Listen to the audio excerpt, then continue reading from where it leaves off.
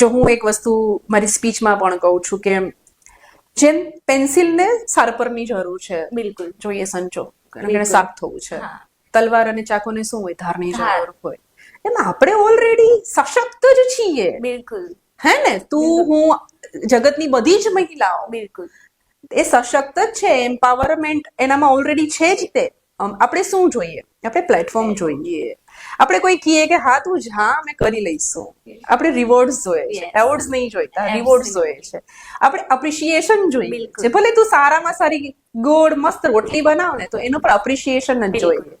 જેમ Mrs movie હતું, હા. તેમાં શું હોતે કરતી હતી જ ને. આપણે એને ઘણા સોશિયલ મીડિયામાં એની એક મજાક ઉડે છે કે એક બે માણસની રોટલી કરવામાં પણ તને આળસ આવી. ના, એ કરતી હતી જ, એનું પોતાનું ડાન્સ એકેડેમી મૂકી અને એ સરસ ફાધર ઇન લો ને એના હસબન્ડને સાચવવાની પૂરેપૂરી 110% ટ્રાય કરતી હતી.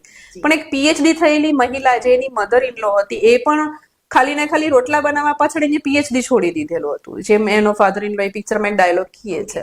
તો આ પણ પોતે કહેતી હતી જ ને કે હું કરવા રેડી જ છું. બિલકુલ. પણ એને શું જોઈતું હતું કે એને સ્વાભિમાન, એનું જે જી. સ્વાભિમાન હતું ને એમાં એને ઠેસ પહોંચી હતી. જી સો તમારે એમાંથી શું લેવું છે એ તમારી ઉપર છે. બિલકુલ. અને મને હિના એવું થાય છે કે યાર તમે તમારી જાત માટે સ્ટેન્ડ નહીં લો તો તમે જગતમાં કોના માટે સ્ટેન્ડ લઈ શકશો? ખૂબ સાચી વાત છે.